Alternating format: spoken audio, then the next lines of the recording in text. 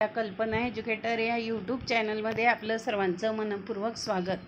आज आपण शिकणार आहोत इयत्ता 10वी state board science 1 chapter 1 gravitation. As we have learned, the phenomenon of gravitation was discovered by Sir Isaac Newton. आपण शिकलो आहे की जे ग्रॅव्हिटेशन आहे हे जे डिस्कवर केलं आहे हे सर आयझॅक न्यूटन यांनी केलेलं आहे. As the story goes, he discover the force by seeing an apple fall from a tree on the ground. आणि मग जेव्हा त्यांनी बघितलं की जे फळ आहे सफरचंदाचं हे झाडावरून जमिनीवर खाली पडलं, he wondered why all apples fall vertically downward and not an angle to the vertical. मग ते आश्चर्यचकित झाले की हे फळ खालीच का आलं, ते खालच्या दिशेने आलं, ते कोणाच्या इतर कोणत्याही अंशात्मक कोणात गेलेलं नाही. Why do they not fly off in a horizontal direction, मग ते आडव्या दिशेत का गेलं नाही. After much thought he came to conclusion that the earth must be attracting the apple towards itself and this attractive force must be directed towards the centre of earth. मग त्यांनी विचार केल्याच्या नंतर ते या निष्कर्षाप्रत आले की पृथ्वीकडे ते आकर्षिलं गेलं, म्हणजे पृथ्वीकडे आकर्षण असं बल आहे आणि म्हणून ते पृथ्वीच्या केंद्राकडेच फळ आलेलं आहे. The direction from the apple on the tree to the centre of earth is the vertical direction of position of the apple and thus the apple falls vertically downwards. मग जी त्या फळाची दिशा आहे सफरचंदाची झाडावरून पृथ्वीवर पडण्याची ती व्हर्टिकल आहे. त्याचप्रमाणे म्हणूनच द ॲपल फॉल्स व्हर्टिकली, म्हणून ते वरून खालीच पडलेलं आहे. Newton thought that if the force of gravitation acts an apples on the tree at different heights from surface of earth can it also act on object at even greater heights much further away from the earth, like for example the moon. Newton यांनी असा विचार केला की हे जे बल आहे, गुरुत्व बल आहे, हे कार्य करत होतं त्या सफरचंदाच्या फळावर जे झाडावर असतं, कारण on the tree at different height from surface of अर्थ, ते वेगळ्या वेगळ्या उंचीवर असतं आणि पृथ्वीच्या पृष्ठभागापासून विशिष्ट अंतरावर असतं. हे जे बल असतं गुरुत्वीय बल हे त्याच्यावर काम करत असतं. मच फर्दर अवे फ्रॉम अर्थ, आपल्या पृथ्वीपासून काही अंतरावर ते असतं. Like for example the moon, चंद्राप्रमाणे.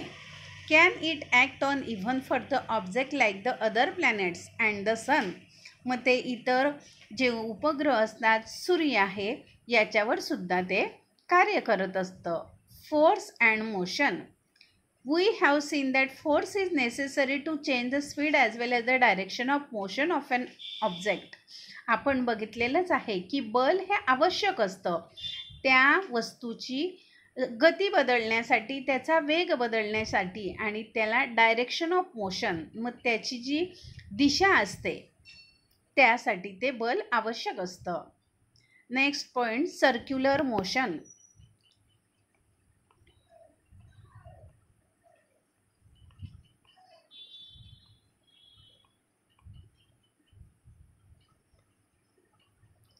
And centripetal force. As long as we are holding the string, we are pulling the stone towards the center of circle and are applying a force towards it. मग आपल्याला बाजूला दिलेल्या फिगरमध्ये दिसत आहे की जी ती string आहे ती धरून ठेवलेली आहे. ॲज लॉंग ॲज, जसं आपण जास्ती वेळ ते धरून ठेवणार, we are pulling the stone towards us, आपण त्याला आपल्याकडे खेचत असतो. टुवर्ड्स आपल्याकडे म्हणजेच towards the centre of circle, म्हणजे जो गोल असतो, जो केंद्र असतो त्याच्याकडे. And are applying a force towards it, आणि त्याच्यावर बल हे कार्यरत असतं. The force stops acting if we release the string in this case, मग त्याचं जे बल असतं ते थांबत असतं जेव्हा आपण ती दोरी सोडत असतो किंवा सेल करतो. In this case the stone will fly of along a straight line, आणि मग अशा वेळेत जो दगड असतो तो सरळ रेषेत हा जात असतो.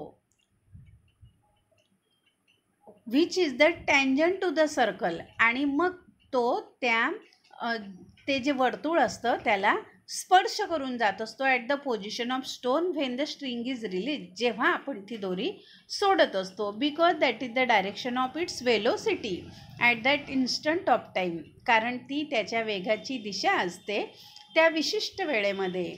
You may recall that we have performed a similar activity previously in which a 5 rupee coin kept on a rotating circular disc flies off the disc along the tangent to the disc. आणि याचप्रमाणे आपण 5 रुपयाच्या नाण्याला सुद्धा फिरवू शकतो. Thus a force acts on any object moving along a circle and it is directed towards the center of circle. आणि मग जे बल असतं हे त्या वस्तूवर कार्य करत असतं त्या गोलीय दिशेमध्ये आणि त्याला दिशा मिळत असते, ती दिशा असते ती केंद्राकडे.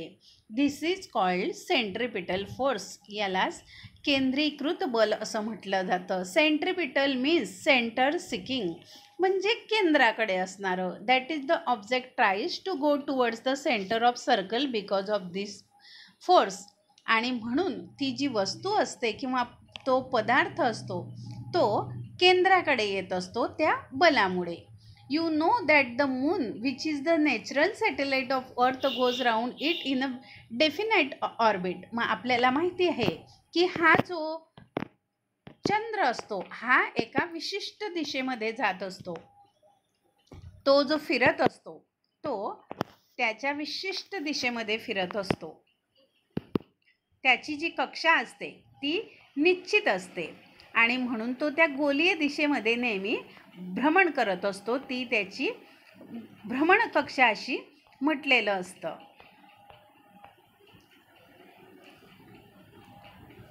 How would is the motion have been if no such force acted on it. आणि जर का समजा त्याच्यावर असं बल जर कार्यरत नसेल तर मग काय घडतं. How would its motion have been if no force do the other planet in solar system revolve around the sun.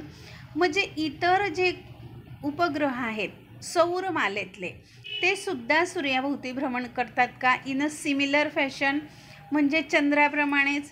Is similar force acting on them. मग त्याच्यावर सुद्धा तसंच बल हे कार्यरत असतं का.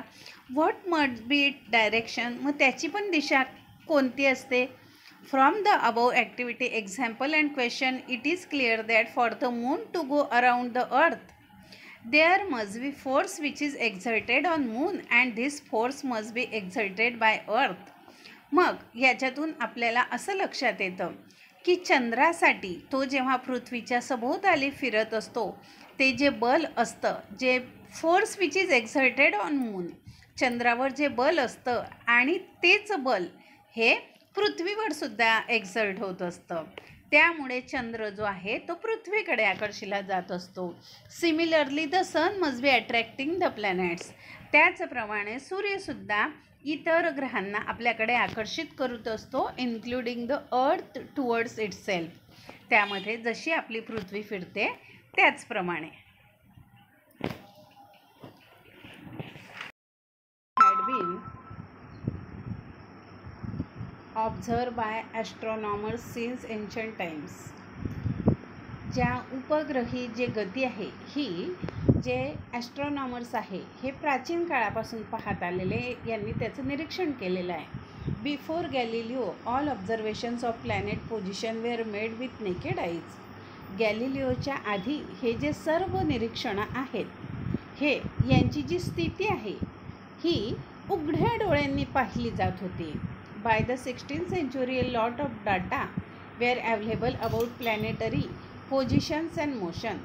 आणि 16व्या शतकापर्यंत खूप मोठा जो डाटा आहे तो आपल्याला उपलब्ध होता. Johannes Kepler studied this data. Johannes Kepler यांनी याचा अभ्यास केला. He notice that the motion of planet follows certain laws. आणि त्यांनी असा अभ्यास केला की हा जो गतीचा जो नियम आहे हा विशिष्ट आहे.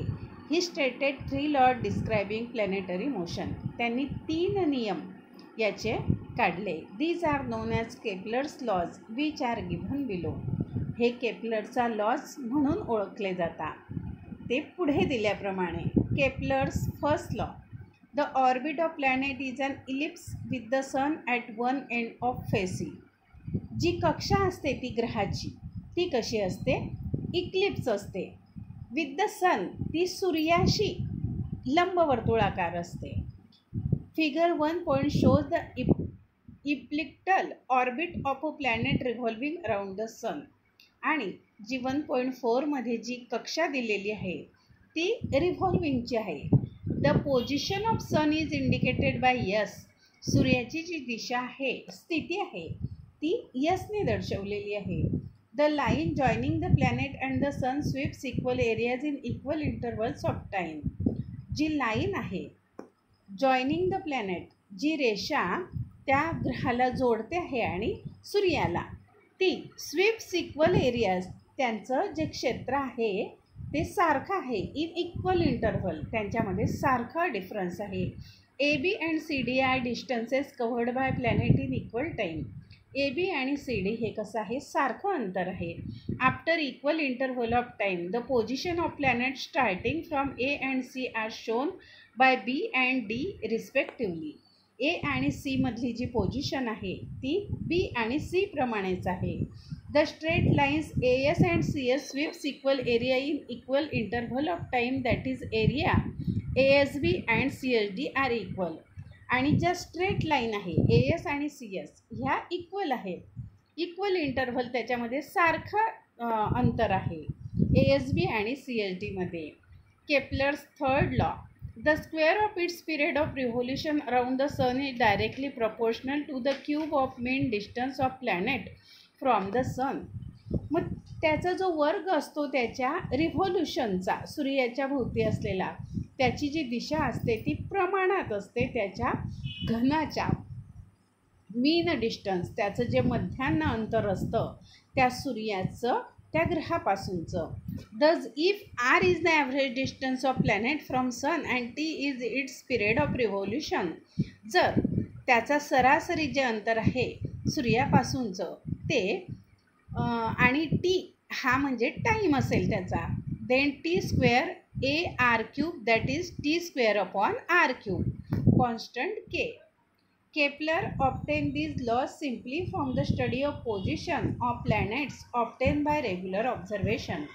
केपलर यांनी याचा जो नियम आहे तो साध्या आणि सरळ पद्धतीने मांडलेला आहे की जी ग्रहाची स्थिती असते ती त्याच्या नियमित निरीक्षणाने दिसत असते. He had no explanation as to why planet obey this law. त्यांनी ते स्पष्टीकरण केलेलं नाही की हा जो उपग्रह असतो हा त्याची ही नियम आहे हा का पाळत असतो. We will see below how this laws help Newton in the formulation of his theory of gravitation. आपण पुढे पाहणार आहोत की न्यूटनला त्याच्या गुरुत्व तत्वाचा जो नियम आहे यामध्ये याचा कसा फायदा होत आहे.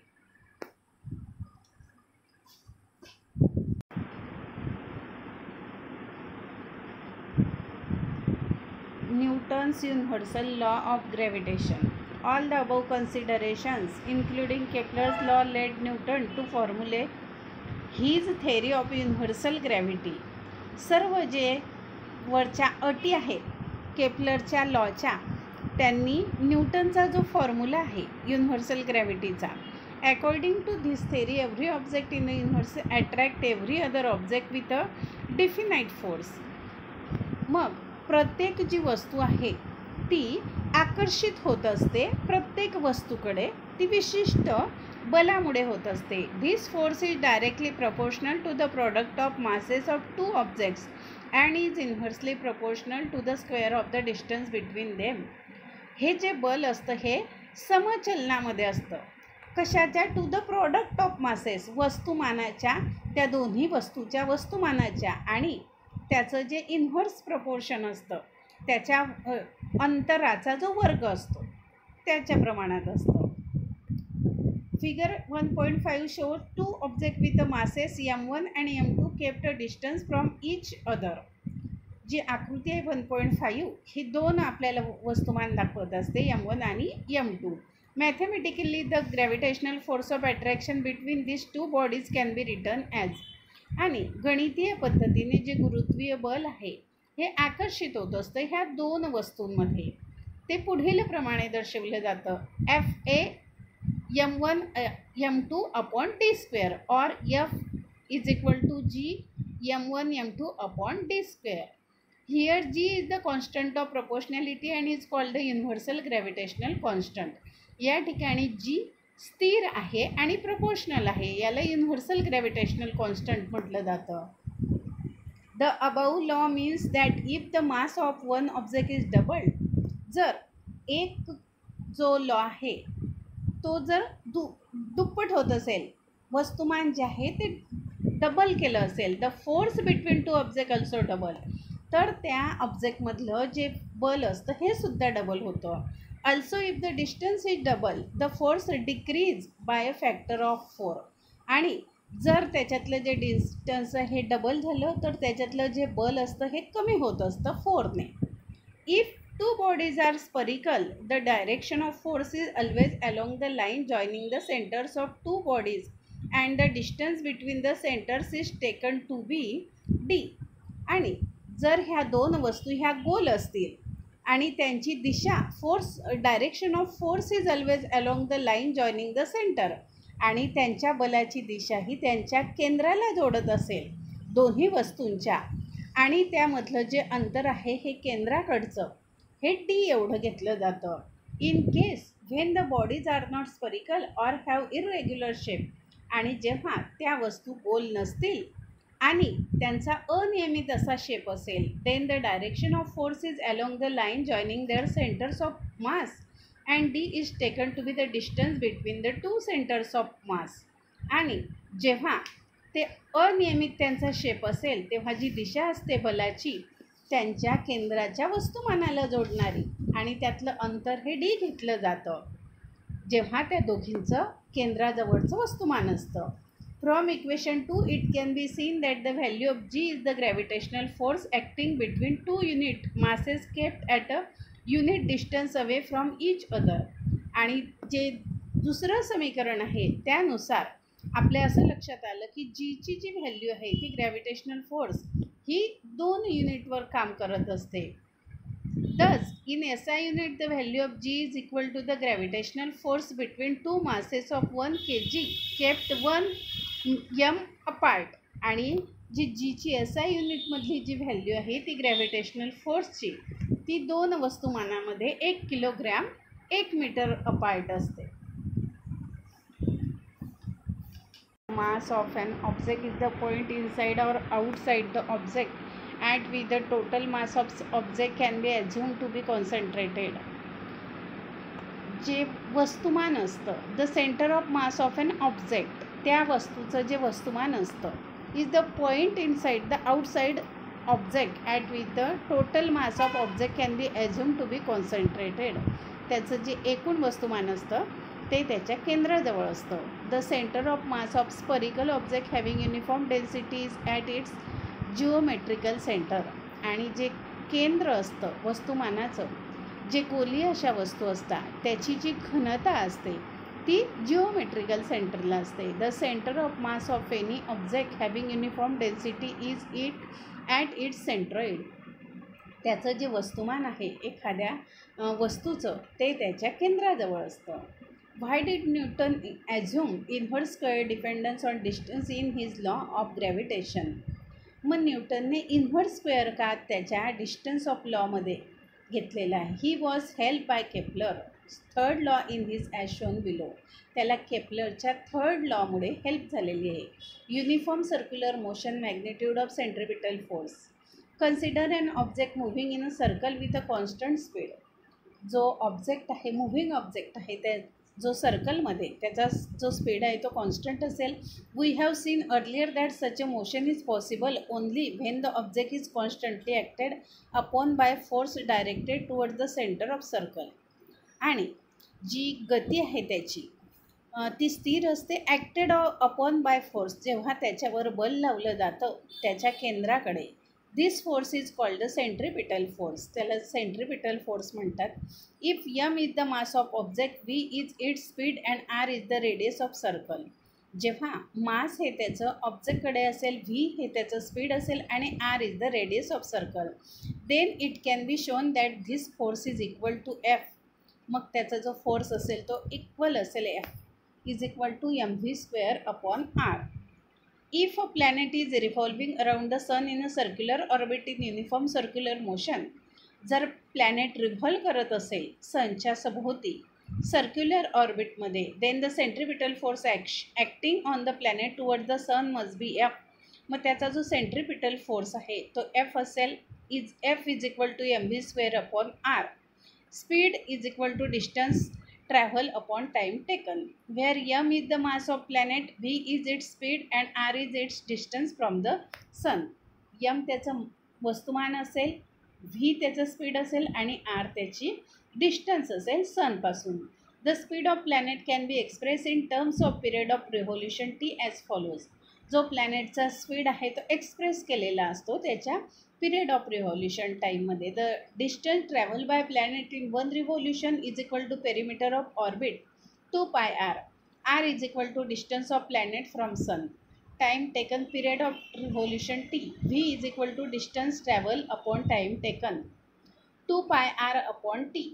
F is equal to mv² upon R. m in bracket 2πr upon t square upon r is equal to 4m pi square r upon t square. Multiplying and dividing by r square, we get f is equal to 4m pi square upon r square, r cube upon t square. According to Kepler's third law, t square upon r3 r cube is equal to k. f is equal to 4m pi square upon r square k, but 4m pi square upon k is equal to constant. Thus Newton concluded that the centripetal force, which is the force acting on planet and is responsible for its circular motion. न्यूटन जो आहे याने जे केंद्रीय बल आहे which is force acting on planet, जे प्लॅनेटवर कार्य करत असतं हे त्या सर्क्युलर मोशनसाठी इम्पॉर्टंट असतं. Must be inversely proportional to the square of distance between the planet and sun. Newton identified this force with the force of gravity and hence postulated the inverse square law of gravitation. न्यूटनने जो force आहे ते gravity, हा ग्रॅव्हिटेशनचा जो law आहे तो postulate केला. The gravitational force is much weaker than other forces. जे गुरुत्वीय बल आहे हे इतर बलांपेक्षा वीकर असतं. But it control the universe and decide it future. पण ते त्याला नियंत्रणात ठेवतं आणि त्याचं भवितव्य निश्चित करतं. This is possible because of huge masses of planet. हे सर्व प्लॅनेटमुळे पॉसिबल होतं. Stars and other constituent of universe, आणि ते स्टार्स आणि अदर जे युनिवर्स आहे त्यामुळे पॉसिबल होत असतं. Every object near it towards itself because of the gravitational force. पृथ्वीकडे जे वस्तू असते, every object near its towards itself, तिच्याकडे असणारी ती वस्तू गुरुत्वीय बलामुळे आकर्षिली जाते. The centre of mass of earth is situated at its centre. मग त्याचं जे वस्तुमान आहे ते केंद्राकडे असतं. So the gravitational force on any object due to earth is always direct towards the centre of earth. मग जे गुरुत्वीय बल असतं वस्तूकडे असलेलं ते त्याच्या केंद्राकडे असतं. Because of this force and object falls vertically downwards on the earth. म्हणूनच या बलामुळे जी वस्तू असते ती सहज आपल्या पृथ्वीवर पडत असते. The according to Newton's law of gravitation, every object attracts every other object. न्यूटनच्या गुरुत्वाच्या नियमानुसार प्रत्येक वस्तू ही दुसरीकडे आकर्षिली जात असते. Thus if the earth attracts an apple towards itself, the apple also attract the earth towards itself with the same force. ज्याप्रमाणे पृथ्वीकडे ते सफरचंद आकर्षिलं जातं तशीच त्या सफरचंदाकडे सुद्धा पृथ्वी आकर्षिली त्याच बलाने जाते, म्हणजे तितक्याच बलाने आकर्षित होत असते. Why then does the apple fall towards the earth but the earth does not move towards the apple. मग ते फळ त्या पृथ्वीकडे येत असतं. The gravitational force due to the earth also acts on the moon because of which it reverses around the earth. जे गुरुत्वीय बल आहे पृथ्वीवर असलेलं ते पृथ्वीवर काम करत असतं. Because of which it revolves around the अर्थ. ते पृथ्वीकडे येत असतं. Similar situation exist for the artificial satellite. आणि अशाच परिस्थितीत जे कृत्रिम असा उपग्रह आहे, सॅटेलाईट ऑर्बिटिंग द अर्थ, जो आपल्या कक्षेत असतो. The moon and artificial satellite orbit the अर्थ.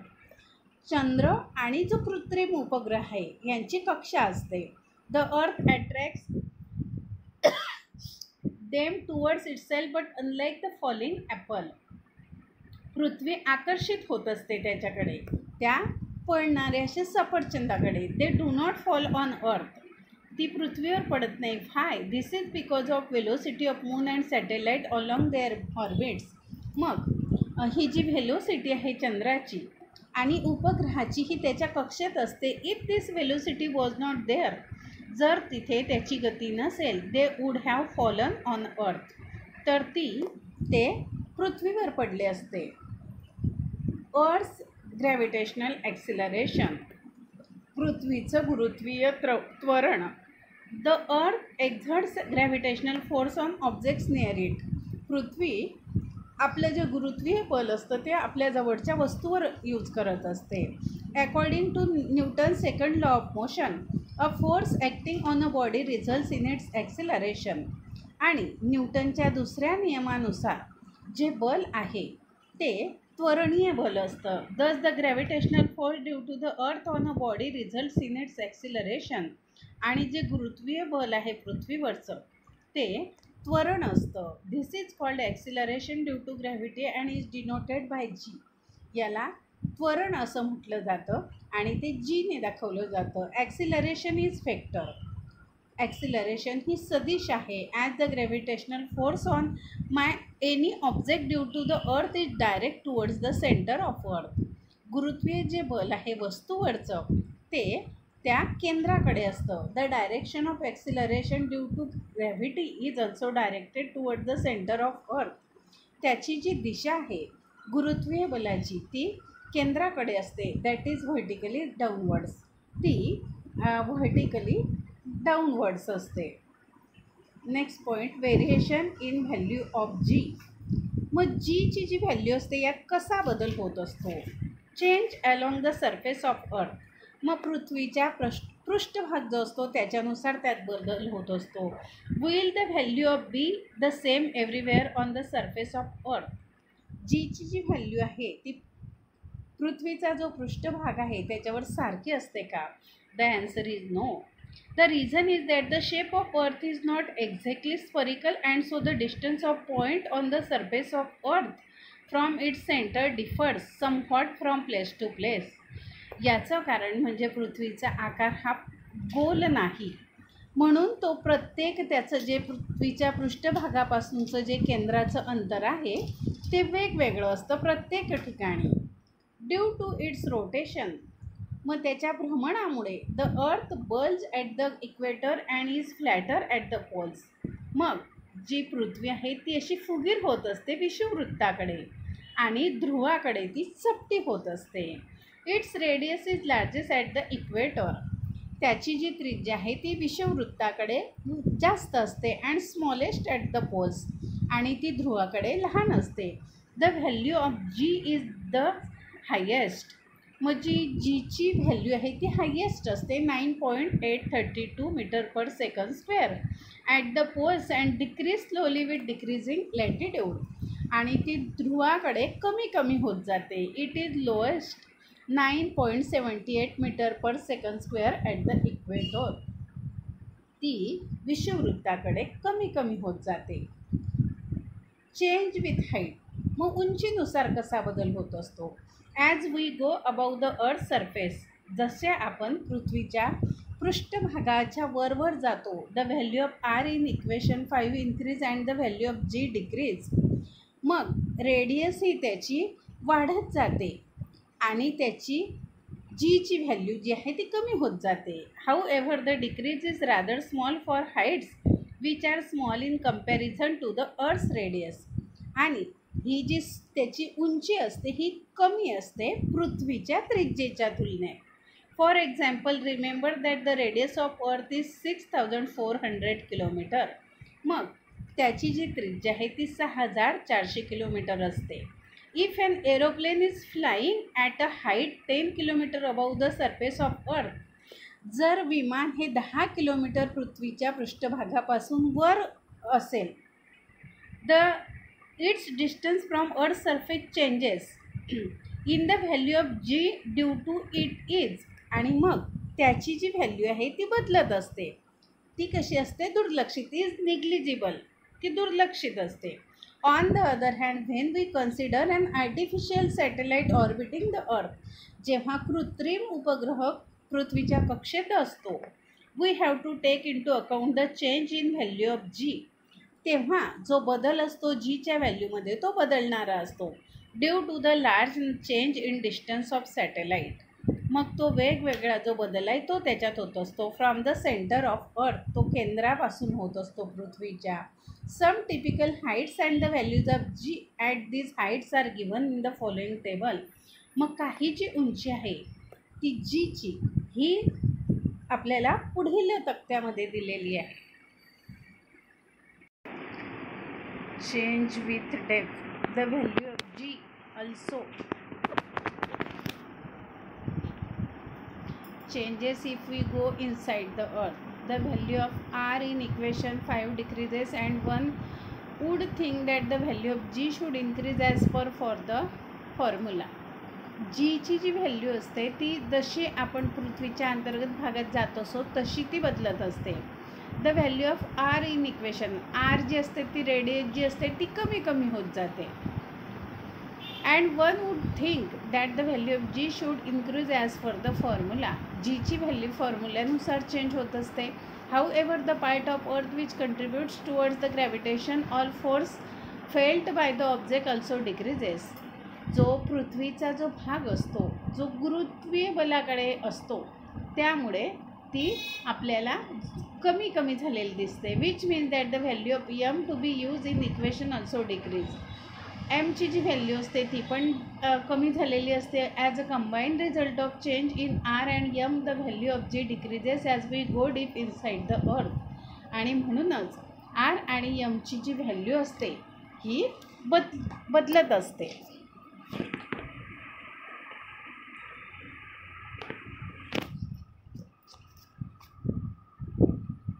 Mass and weight. Mass is the amount of matter present in the object. Mass वस्तुमान म्हणजेच जे मॅटर असतं वस्तूमध्ये असलेलं. The SI unit of mass is kg.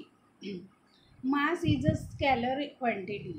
Mass हे स्कॅलर क्वांटिटी आहे. Its value is same everywhere. ही सर्वीकडे सारखी असते. Its value does not change even when go to another planet. मग त्याची जी किंमत आहे ती आपण जेव्हा इतर ग्रहाकडे जातो तेव्हा बदलत नाही. According to Newton's first law it is the measure of the inertia of an object. Higher the mass higher is the inertia. मग न्यूटनच्या पहिल्या नियमानुसार जो इनर्शिया असतो त्या वस्तूचा तो जितकं वस्तुमान त्याचं जास्त त्याचा इनर्शिया जास्त असतो. Weight. The weight of an object is defined as the force with which the earth attracts the object. मग जे वजन आहे वस्तूचं हे त्याला बलाने आकर्षित जात असतं. विथ द अर्थ अट्रॅक्ट्स, ती पृथ्वी आकर्षित करते त्या वस्तूला. The force on an object of mass on the surface of earth can be written using equation. जे बल आहे हे त्याच्या इक्वेशननुसार असतं. Weight W is equal to F is equal to mg. G is equal to gm upon r square. Weight being a force, its SI unit is Newton.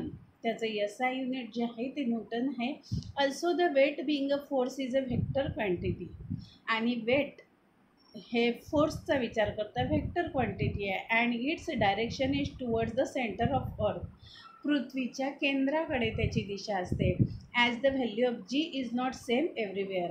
जीची value सर्वीकडे जी आहे ती सारखी नसते. द वेट जे वस्तुमान असतं त्याचं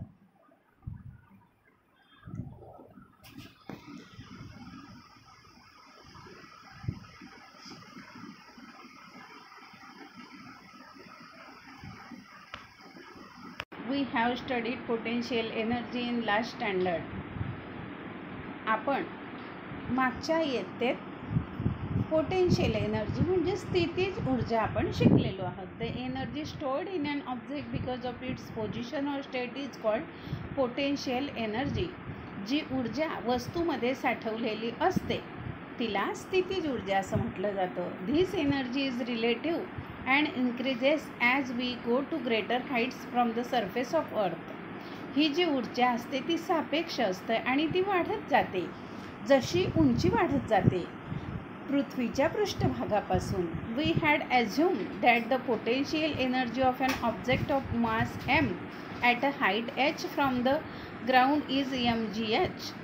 मग आपण जी स्थितीज ऊर्जा आहे त्या वस्तूची आणि वस्तुमान m आणि उंची त्याची h असेल पृथ्वीपासून जमिनीपासून ती म्हणजे mgh. And on the ground it is 0 आणि पृथ्वीवरची ती 0 असते. When h is small compare to the radius r of the earth. आणि जेव्हा h स्मॉल असेल ती पृथ्वीच्या त्रिज्येशी तुलना करता. We can assume g to be constant and can use the above formula. आणि जेव्हा आपण g स्थिर असेल आणि त्याचा फॉर्म्युला mgh असेल but for large values of h पण जी h व्हॅल्यू आहे the value of g decreases with increase in h. आणि त्याची जी व्हॅल्यू आहे g ती कमी होते आणि h म्हणजे हाईट वाढत असते. For an object at infinite distance from the earth. जेव्हा विशिष्ट जी उंची असते पृथ्वीपासूनची त्याचं जे अंतर असतं the value of g is 0 and earth's gravitational force does not act on object.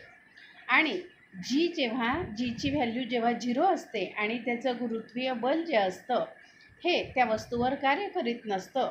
So it is more appropriate to assume the value of potential energy to be 0 there.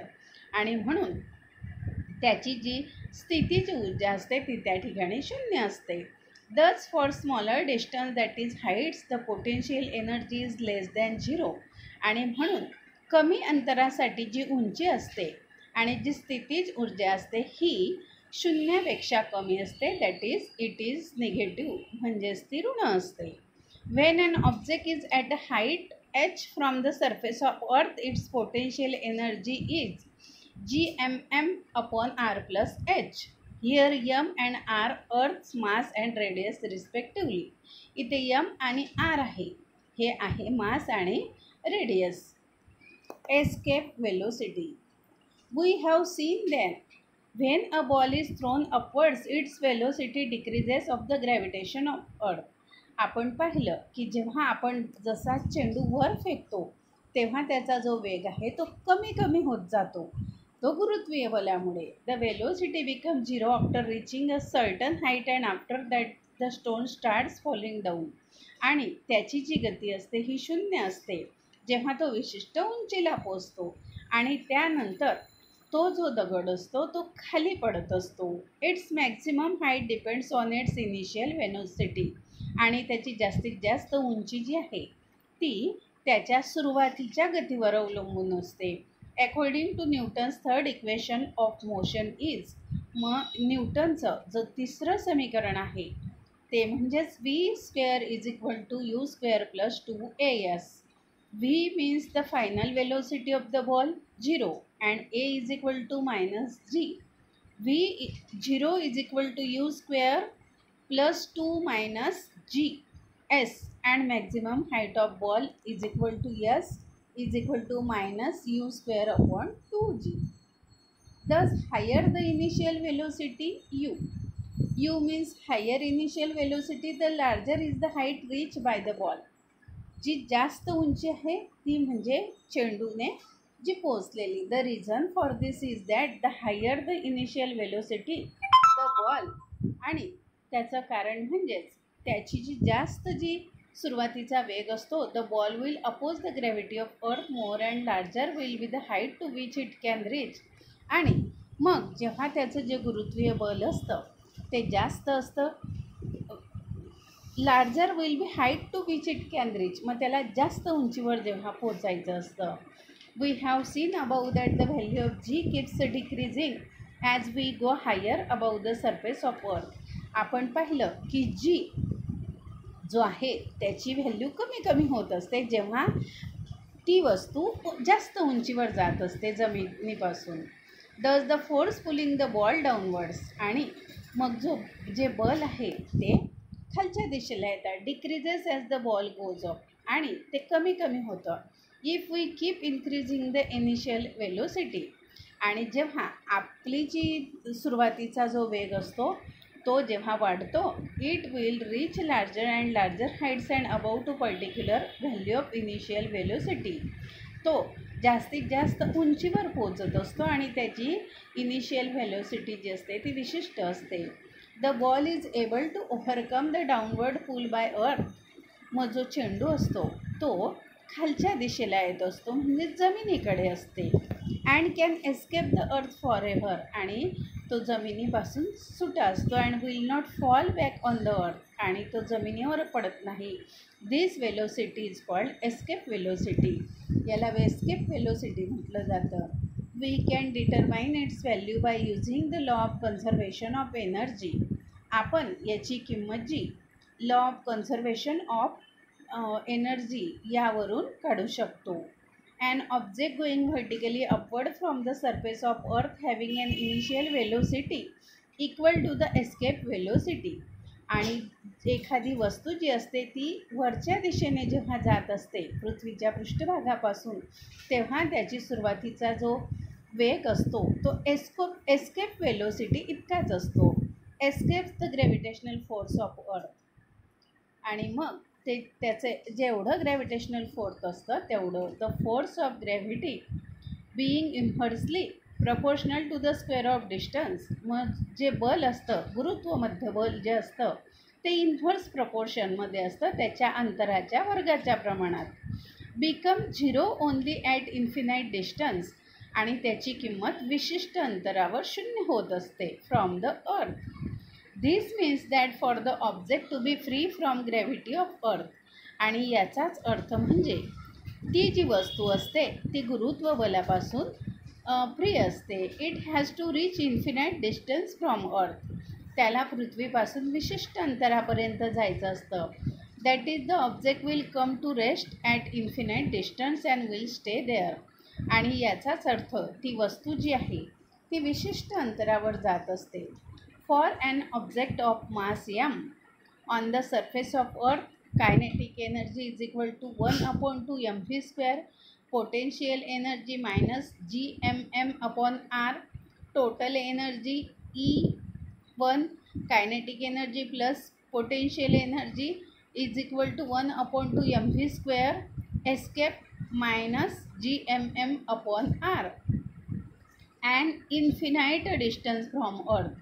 Kinetic energy 0, potential energy minus gmm upon lambda is equal to 0, total energy E2 is equal to kinetic energy plus potential energy is equal to 0.